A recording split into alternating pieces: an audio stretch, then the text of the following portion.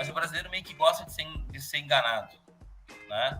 Então, o brasileiro adora uma coisa grátis. Ah, não, é grátis, não pago.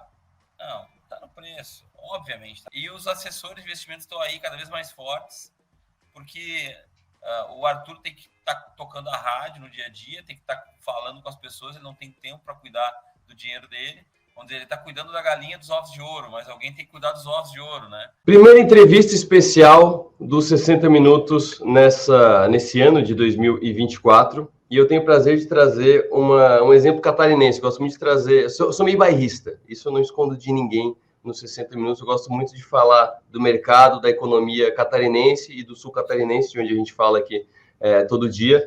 E a primeira entrevista especial não poderia deixar de ser com outra pessoa, senão...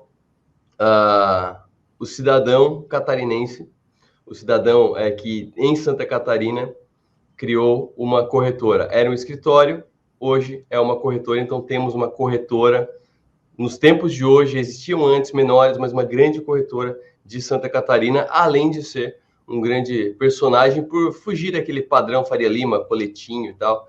É um cara diferente. Adoro ouvir o Juliano Custódio falando. Juliano Custódio, fundador, idealizador do Eu Quero Investir, a corretora EQI. Um prazer conversar contigo, Juliano. Boa tarde. Prazer é meu. Muito legal aqui estar contando a nossa história, contando um pouco aqui, mostrando para as pessoas que é possível empreender em cidades pequenas e ter empresas nacionais a partir de Santa Catarina. E mesmo de uma cidade pequena, você pode ir empreender e ganhar o mundo. O Eu Quero Investir, ele era um blog, ele era um site. Tu começou como produtor de conteúdo quando eu acho que esse nome nem existia ainda, né? Ainda não tinham etiquetado essa função, né? Eu era blogueiro, né? Porque antigamente não se chamava influencer, Isso. Se chamava blogueiro. Então, eu era blogueiro de investimentos. Então, foi uma coisa bem diferente que a gente fez. E é legal esse negócio da iniciativa catarinense que vai trazendo novas iniciativas. Tudo isso começou porque em 2013 eu fui na feira de marketing digital ali do RD Summit, né? Eu fui no RD Summit. Uhum. E aí comecei a entender de marketing digital, comecei a ler, falei, puxa, esse marketing aí eu acho que eu consigo fazer. Então, eu acho que eu vou começar a escrever aí um blog para falar do que eu sei de finanças. E vamos ver o que acontece, né? Vamos ver se eu consigo atrair investidores através do meu blog. E eu comecei a escrever os artigos e botei o blog do ar em janeiro de 2014. E aí, tudo cresceu em volta desse blog. Pois é, pelo que eu acompanhei, tu não seguiu a carreira financeira desde o começo, tu não veio de banco, tu não estudou economia, tu era de uma outra área e começou a escrever sobre isso. E a minha pergunta é, tu virou investidor e começou a escrever sobre isso, ou tu viu um nicho e começou a escrever? Não, eu sou engenheiro eletricista, né? E eu fiz um concurso para o Banco Banrisul. Eu fui trabalhar no Banrisul, mas na área como engenheiro elétrico no Banrisul, né? Sim, sim. Então, consertando na área que consertava os computadores do banco lá. E ali comecei a estudar finanças para guardar o meu dinheiro, né? E aí, de estudar finanças para investir melhor o meu dinheiro, o dinheiro que sobrava, eu acabei pulando para a carreira aí do mercado financeiro. Tem bastante engenheiro que faz esse caminho, principalmente em São Paulo, né? Não tanto aqui.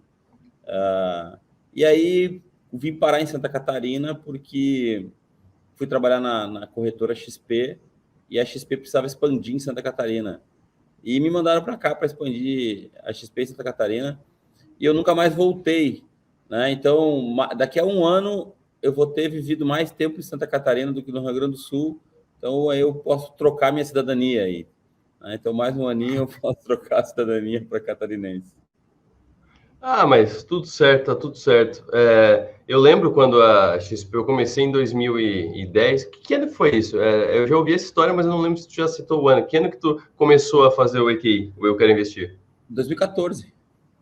2014. Eu comecei a minha relação com a XP em 2010, por conta do Lucas Rocco. Imagino que pelo tamanho do mercado, talvez até tu conheça o Lucas Rocco. Não, o Rocco é bem meu amigo. Bem meu amigo.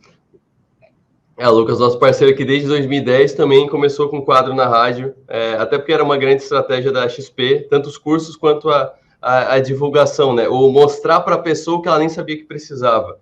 E antes de a gente andar... Eu trabalhava na XP, pois não. E aí eu montei os escritórios, eu montei alguns escritórios para XP de 2006 a 2008, daí saí para montar um negócio próprio, e daí em 2014, depois que eu montei a EQI.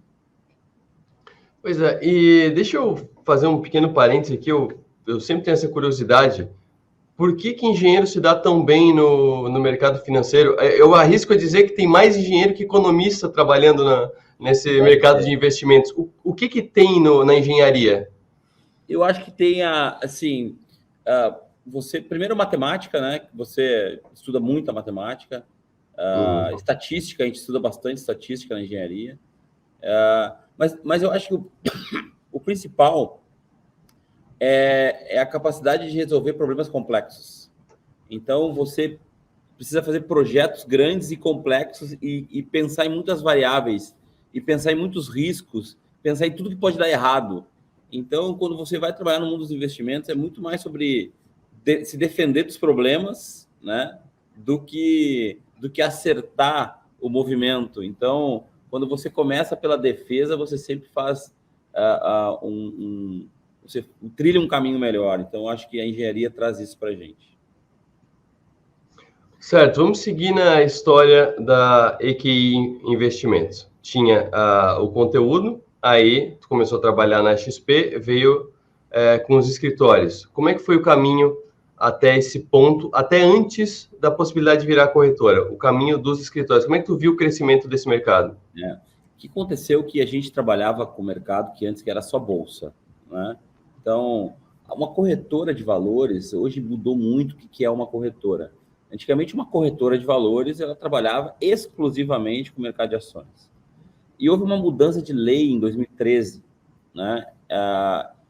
Uma mudança na 497, uma instrução da CVM, que deu a entender, ou na verdade deixou uma zona cinzenta, onde a gente, corretora, assessores de investimentos, antigamente se chamavam agentes autônomos, né, de investimentos, a gente passou a ter o direito de comercializar ou vender ou trabalhar com investimentos de renda fixa, fundos, etc. e tal. Ou seja, abriu a porta para a gente competir com os bancários, né? Competir com os gerentes de banco. Então, ali houve uma grande mudança. Hoje, a parte de bolsa de valores nas corretoras representa uns 20% do faturamento. 80% é fundos de investimentos, renda fixa LCI, LCA, crédito privado, CRI, CRA, debenture, fundos diversos. Então, o caminho, junto com essa mudança de legislação, a gente estava meio cansado de viver só do mundo de corretagem de bolsa, né? Porque o mundo de corretagem de bolsa quando a bolsa está subindo, todo mundo se interessa por bolsa. Quando a bolsa está caindo, ninguém se interessa por bolsa. Ninguém quer saber de bolsa quando a bolsa está caindo. Então, era meio que um tô rico, tô pobre, tô rico, tô pobre, tô rico, tô pobre. Então, tinha cliente, não tinha cliente. Tinha cliente, não tinha cliente. E quando você trabalha com renda fixa, você tem cliente o tempo todo. As margens são bem menores, mas você tem cliente a vida toda. É uma vida mais previsível, né? Você consegue ter uma remuneração mais previsível para a tua empresa. Então, nessa época eu pensei, puxa, eu preciso começar a pegar bolsos maiores. Mas eu moro numa cidade muito pequena, né? Eu morava em Balneário Camboriú. Balneário Camboriú, apesar de toda a aparência, não é uma cidade que tem uma população muito grande, nem muito rica, né? A riqueza, ela passa por aqui no final de semana, né? Então, durante a semana não tem riqueza aqui, né? A riqueza está aqui só no final de semana. Então, eu precisava buscar cliente em Curitiba, em São Paulo, em centros maiores, em Blumenau, em Joinville, né? Em cidades maiores. E aí eu tive um tio que me indicou ir nessa feira de marketing digital, porque um primo meu estava trabalhando com marketing digital, e eu fui na feira e achei que, puxa, a maneira de eu conseguir atingir uma pessoa em São Paulo, em Curitiba, em Brasília, em BH, era através do blog. Então, eu comecei a escrever sobre finanças, porque para tentar aproveitar essa mudança de lei. Mudanças de lei são sempre momentos de grande mudança de chave. A gente tem que estar sempre atento que uma mudança de lei fez eu montar esse negócio que ficou desse tamanho. Eu encontrei uma oportunidade de uma mudança de lei, né? Então, dali, comecei a captar os primeiros clientes. A minha primeira cliente foi de Brasília, né? Que veio através do blog, acessou um conteúdo sobre renda fixa, gostou da aula que eu dei, pediu minha ajuda para investir, virou minha cliente. Daí, de 2014 até 2020, a gente foi se tornando o maior escritório da corretora que a gente trabalhava. A gente era um agente autônomo de investimentos. Em 2020, eu tomei a decisão que eu não queria mais ser agente dos outros, né? Eu queria andar com minhas próprias pernas, montar minha própria corretora. E aí, eu fui atrás de pessoas que tivessem a fim de me financiar. Eu tinha um pouco de recursos para fazer, mas precisava de mais recursos. E aí, bati na porta de um monte de bancos, na própria corretora que eu trabalhava antes. E aí, o BTG Pactual foi o banco que aceitou financiar aí nosso ímpeto empreendedor. Então, eu falei, vou montar uma corretora de valores em Santa Catarina. E a turma, não, vem para São Paulo, então, e monta aqui. Eu falei, não, vou ficar lá. Não quero saber. Vou ficar em Santa Catarina, minha esposa lá, a família dela lá, eu gosto de ficar lá. Eu vou de terça a quinta a São Paulo, mas eu volto para ficar em casa no final de semana. Em 2020, eles aportaram o capital e a gente começou a explicar a corretora. Pois é, essa história que tu conta é muito interessante, porque, como eu falei, por conta do Lucas, começou como uma amizade por conta da rádio, e aí eu conheci esse mundo todo, e eu consegui ver toda essa evolução, e eu lembro do trabalho dele, nessa época, tu falou, 2013, 2012 ele já estava preparando, né, para mostrar que não era uma corretora, era um shopping de investimentos. Eu lembro que ele usava muito esse termo do shopping de investimentos. Eu lembro de ele me ligando, dizendo, Arthur, vem no escritório que eu quero te mostrar o seguinte, agora a gente trabalha com fundos de investimento. Aí ele me mostrou uma vez o fundo imobiliário. Eu disse, cara, que diabos é um fundo imobiliário? Demorou 3 dias para me explicar o que era um fundo imobiliário. E algo que eu estava pensando enquanto estava contando, esses dias, por curiosidade, eu fui pegar o extrato lá 2010, 2011, da minha conta na XP, e aí tinha lá taxa de custódia, taxa disso, taxa daquilo, que para o cliente não era tão bom, mas era a sobrevivência da empresa, como tu falou, né? Tava naquele tô rico, tô pobre, é igual vendedor de picolé no verão, né? Ele tem que vender para o ano inteiro em 3 meses. Isso também facilitou muito para o investidor, né? Porque como tu tem um fluxo mais recorrente, várias taxas foram tiradas e é muito mais barato investir hoje do que anteriormente, né? As corretagens eram mais altas, existia era R$20, taxa de custódia, hoje não existe taxa de custódia, entendeu? Então se cobrava para custodiar, então barateou muito. Hoje em dia você tem o mundo inteiro num aplicativo, você pode investir nas coisas mais inimagináveis, né? E aí vem um tema legal, porque todo mundo imaginava que no futuro, né, vamos dizer, há 10 anos atrás, todo mundo pensava, no futuro as pessoas vão investir tudo sozinhas, porque elas vão ter tudo acesso ali, não vai precisar de um corretor, de um assessor, não vai precisar de nada. Só que passou a ter tanto produto que hoje em dia as pessoas, o paradoxo da escolha, né? A pessoa não sabe nem o que fazer com aquele monte de produto, e os assessores de investimentos estão aí cada vez mais fortes, porque o Arthur tem que estar tocando a rádio no dia a dia, tem que estar falando com as pessoas, ele não tem tempo para cuidar do dinheiro dele, onde ele está cuidando da galinha dos ovos de ouro, mas alguém tem que cuidar dos ovos de ouro, né? Então, continua o trabalho do assessor cada vez mais forte. Pois vamos para a parte da corretora agora, porque eu tenho muitas dúvidas, tenho muita curiosidade para entender, porque eu, quando fui pesquisar como é que se cria uma corretora, porque eu lá, antigamente, um dia eu liguei para o Lucas e falei, Lucas, a gente tem aqui na rádio, há muito tempo, uma campanha com uma instituição beneficente aqui gigantesca da cidade, e com parceria com mercados e tal. E aí eu estava num evento da XP, eu falei, Lucas, vocês já pensaram em fazer um fundo de investimento que reverta parte do lucro, parte da corretagem, sei lá, parte dos ganhos para essa instituição? Daqui a pouco poderia ser. Daí ele assim para mim, Arthur, tu não tem noção do que tu tá falando, da complexidade que é. E eu sei que para ser uma corretora também é muito complexo. Uma vez me falaram que é tipo um clube, tu tem que meio comprar, como é que é, a joia para entrar na bolsa. Como é que funciona para virar uma corretora? Já foi assim, tá? Já foi um clube, uma corretora de valores, ou seja, você tinha que comprar uma joia para participar da bolsa, né? Isso. Isso aí acabou em 2010, a bolsa foi desmutualizada, né? E virou uma empresa de capital aberto e você não precisa mais fazer parte desse clube. Mas de qualquer forma, fazer parte desse clube e comprar essa joia era só um dos passos, né? O mais importante é tu ter autorização do Banco Central para isso. Porque você ter uma corretora, você está, vamos dizer, conforme o tamanho que você fica, é como um banco. Eles não dão um banco para qualquer pessoa. Por quê? Porque tu pode botar em risco o sistema financeiro, né? Porque se eu não passo o dinheiro de uma operação para frente, começa a haver uma bola de neve de pessoa que não paga pessoa, pessoa que não paga pessoa, que não paga outra, que não paga outra, que não paga outra, e pode ruir uma economia, né? Se uma operação não é liquidada corretamente por mim ou por um banco qualquer e tal. As corretoras, menos grave isso, porque eu não consigo alavancar o meu dinheiro. Para cada dinheiro que eu tenho, eu consigo emprestar um dinheiro. Os bancos, para cada um dinheiro, eles conseguem emprestar 10 dinheiros, né? Que é mais ainda duro ganhar uma licença de banco. Mas a ideia da corretora é que você tem que pedir uma licença para o Banco Central. O Banco Central levou 2 anos e meio analisando o meu projeto, analisando a minha vida, analisando cada recurso que eu tinha para ver se o recurso era de origem lícita, se eu tinha pagado todos os impostos em cima do meu recurso. Então, fizeram uma grande auditoria na minha vida dos meus sócios para poder nos dar essa corretora.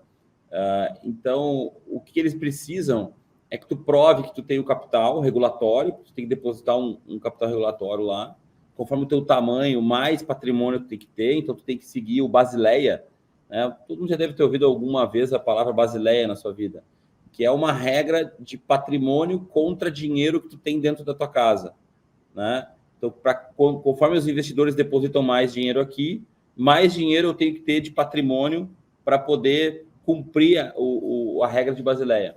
Então, todo esse projeto a gente mandou para o Banco Central, 2 anos e meio, eles aprovaram. E ainda assim, foi um pouco mais fácil de fazer a minha corretora do que seria do zero, porque eu criei um negócio, uma novidade no Brasil, que eu criei um back-office as a service com o BTG. Ou seja, em vez de eu montar a minha estrutura de custódia e a minha estrutura de liquidação, eu alugo ela do BTG. Então, a parte do back da corretora, eu estou alugando esse serviço do BTG. Então, quem processa as minhas transações é o BTG. Eu só monitoro o que eles estão fazendo aqui, mas quem processa tudo é o BTG. Isso barateou muito para nós fazer isso. Então, em vez... a economia hoje está muito assim, né? Você não precisa ter as coisas, você pode alugar as coisas, né? E você pode pagar... É um estilo white label, né? Exatamente.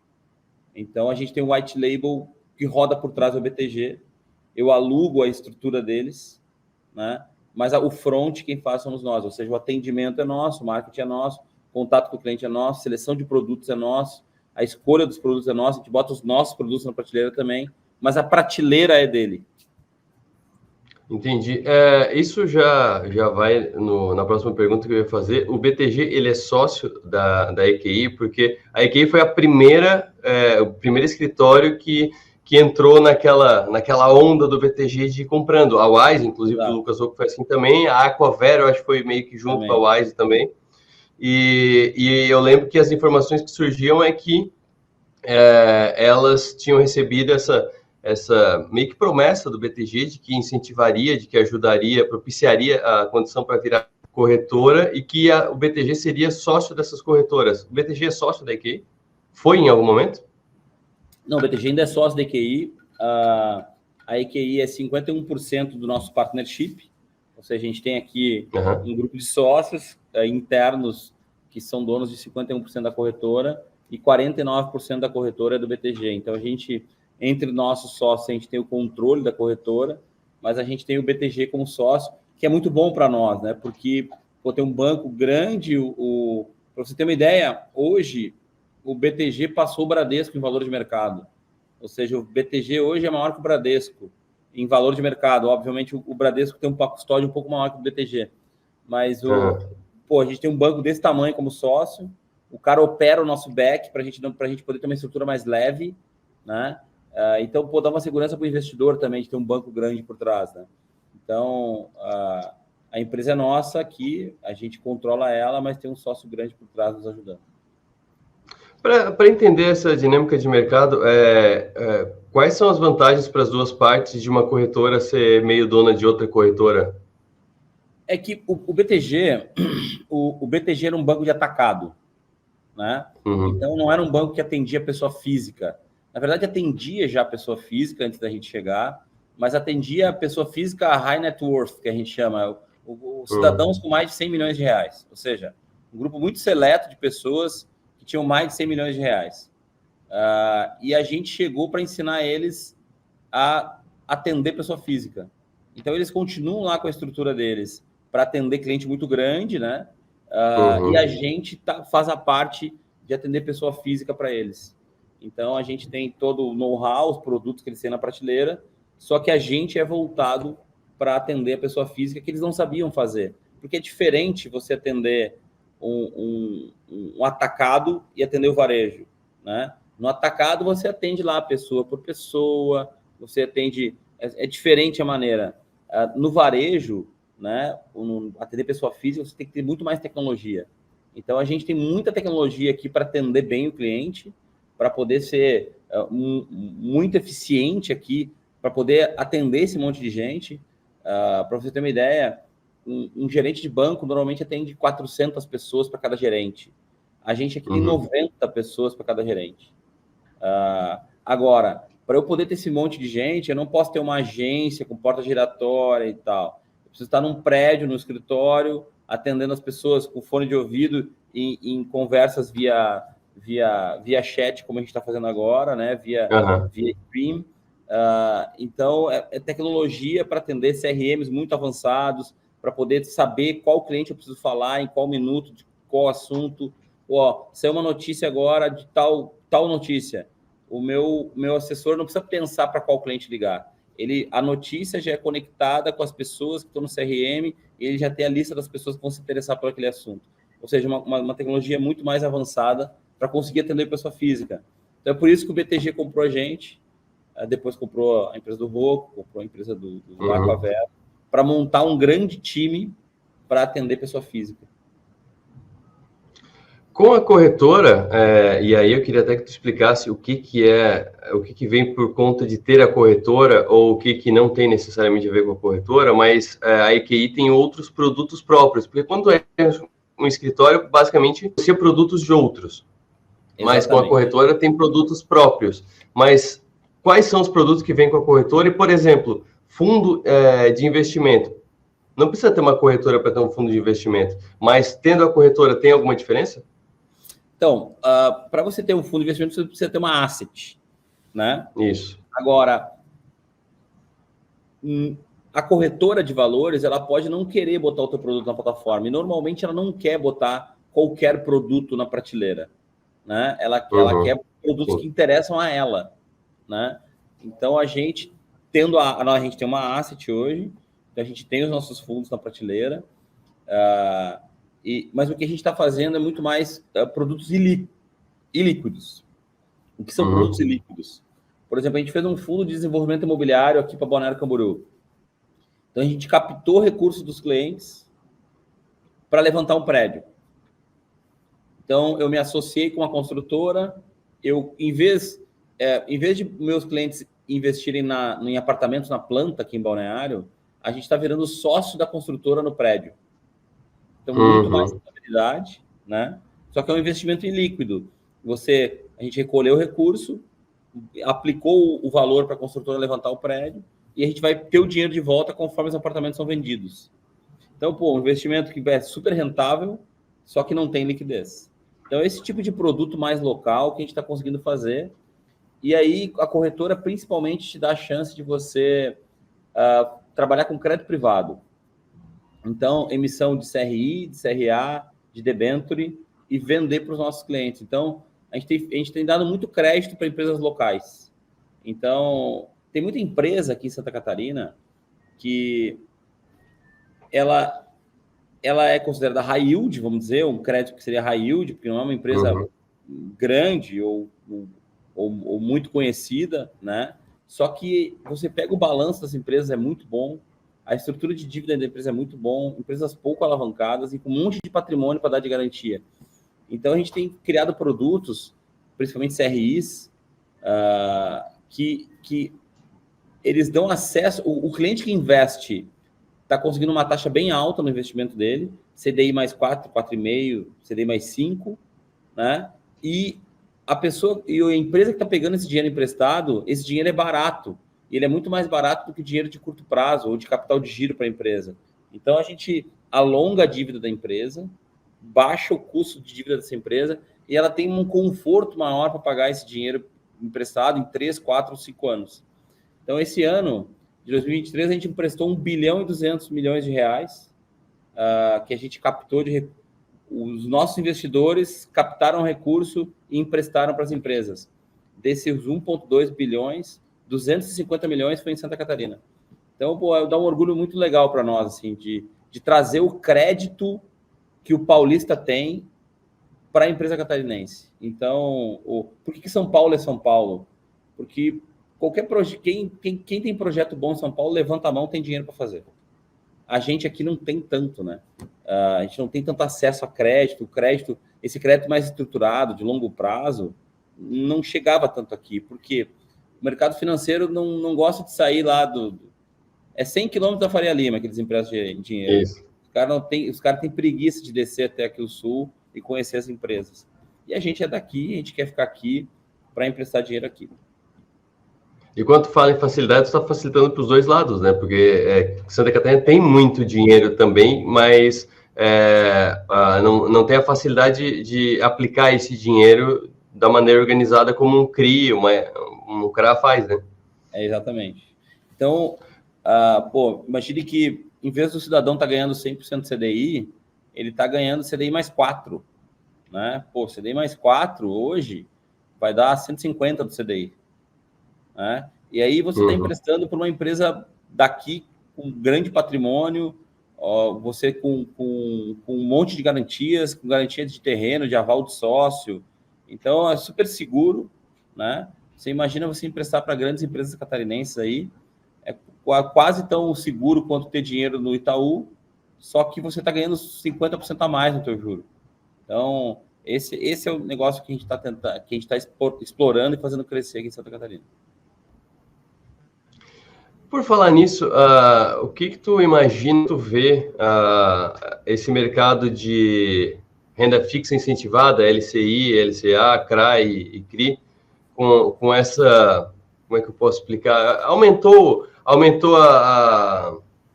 a exigência, digamos, do mercado para a emissão desses títulos, né? Antes era um pouco mais aberto, agora tem que ser muito ligado ao agronegócio ou ao setor imobiliário. Tu acha que pode diminuir a oferta, pode dificultar esse mercado? O que acontece é o seguinte, antes o pessoal, que a gente brincava aqui, que o pessoal fazia muita cribenture, que na verdade era um CRI, mas na verdade era um empréstimo. Então o cara deveria estar montando uma debenture, mas ele travestia de CRI essa debenture para não pagar o imposto. Então o governo disse, amigões, cara, vocês estão travestindo aqui o instrumento. Este instrumento do CRI, do CRA, da LCI, da LCA, ele foi criado para financiar construção civil e agronegócio. Vocês estão emprestando para as empresas comprar máquinas, só que estão travestindo isso num negócio imobiliário. Cortei. O que vai acontecer? As empresas vão ter um crédito um pouquinho mais caro a partir de agora, porque vai ter imposto, né, em cima da rentabilidade e o investidor vai exigir um pouquinho mais de taxa. O que vai melhorar muito é que esse dinheiro todo que já está em fundos de CRI, que já está em CRI, etc. e tal, vai continuar nisso, porque tem muito fundo que só compra CRI e CRA no mercado. que vai acontecer é que a construção civil vai ter bastante crédito e crédito barato. E o agronegócio também.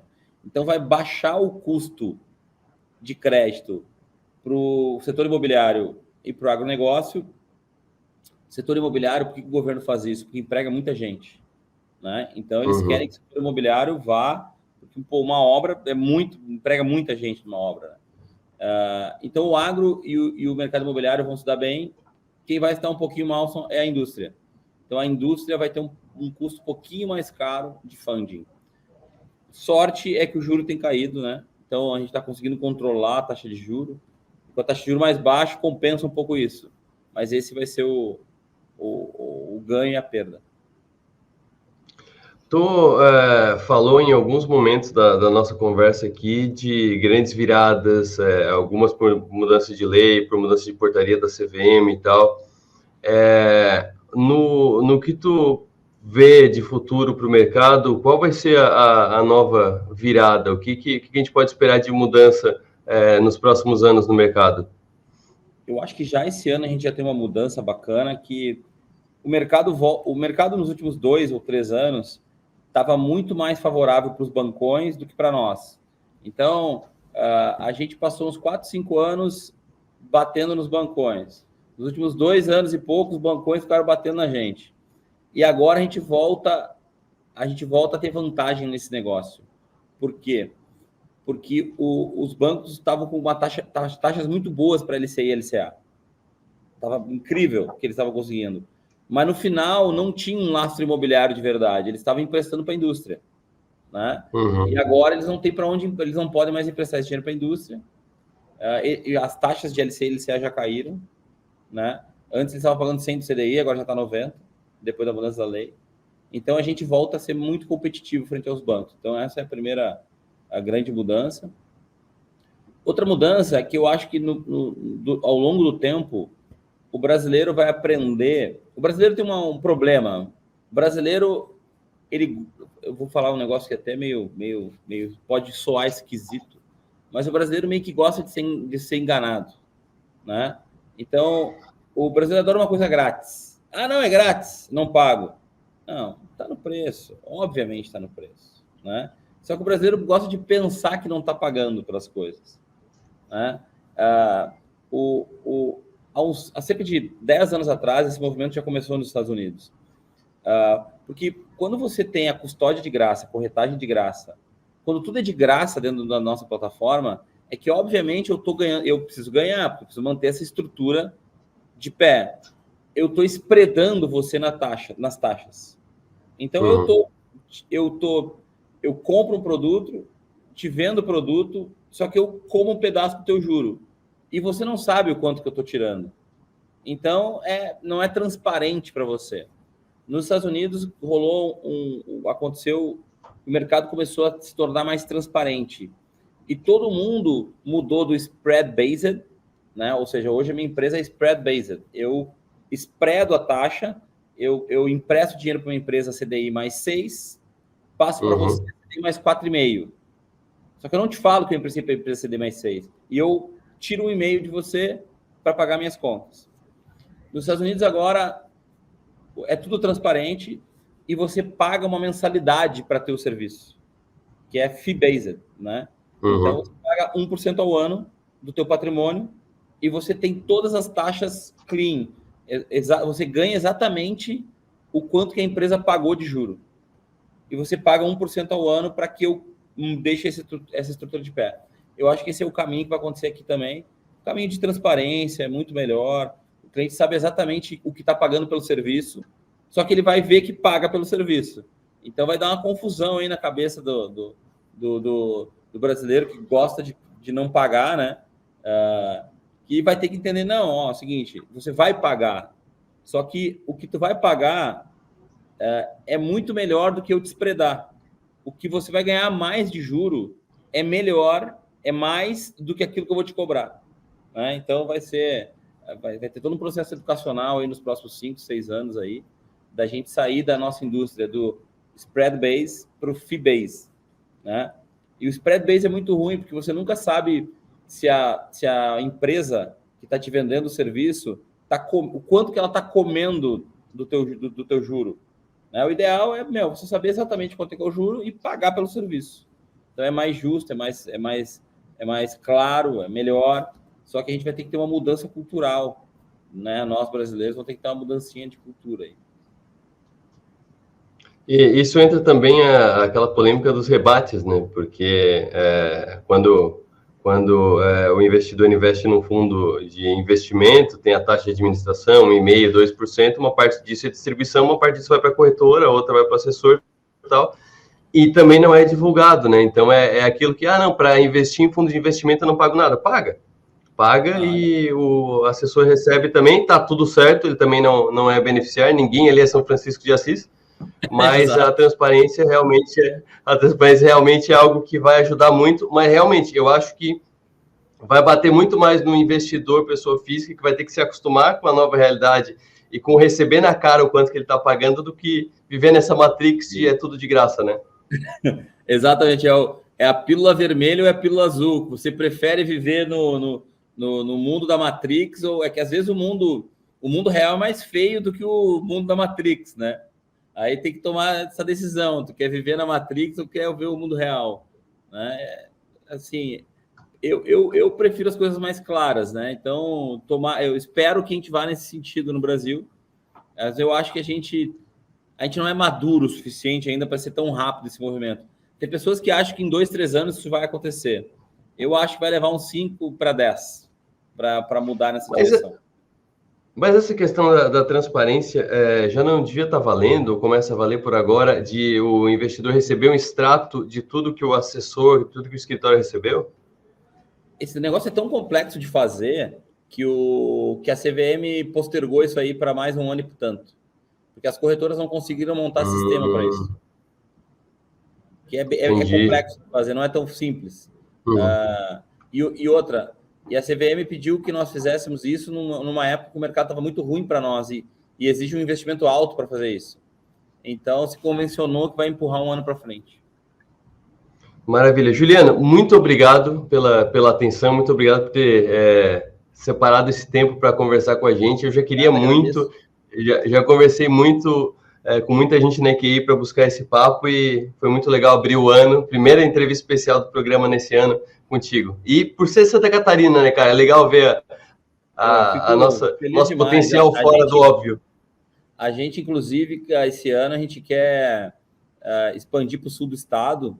A gente montou um escritório pequenininho em Tubarão para começar a sentir o mercado do sul do estado. E esse ano a gente quer expandir para o sul do estado, ter presença ali em Tubarão e Criciúma, para pegar o sul do estado, que é muito rico, né? E precisa aí de uma atenção nossa também. Eu vou lá incomodar um pouco o Rocco está sozinho, trabalhando no sul do estado, vou lá competir com ele um pouco. Nós vamos lá, juntos nas trincheiras aí, educando a turma a investir melhor e dar crédito aí para as empresas catarinenses, porque a gente é um estado muito rico, muito empreendedor, a gente precisa apoiar aí as grandes ideias dos catarinenses. Exatamente. E essa foi a primeira entrevista especial desse ano de 2024 com Juliano Custódio, fundador da EQI Investimentos, força do mercado financeiro de Santa Catarina para o Brasil, uma baita corretora, uma baita história, por isso que eu fiz questão de trazer aqui. E um baita papo, né? Eu queria muito falar com ele, porque eu já tinha visto algumas entrevistas dele, já tinha visto vídeos dele, eu sabia que ele era tão aberto quanto ele se mostrou aqui na entrevista. Então, está agora encerrado o começo da temporada dos 60 Minutos. Já cumprimos tudo nesses últimos dias, nessa última semana. Essa foi a primeira entrevista especial do programa. Semana que vem tem mais. Tenham todos uma boa tarde, bom trabalho. Até mais.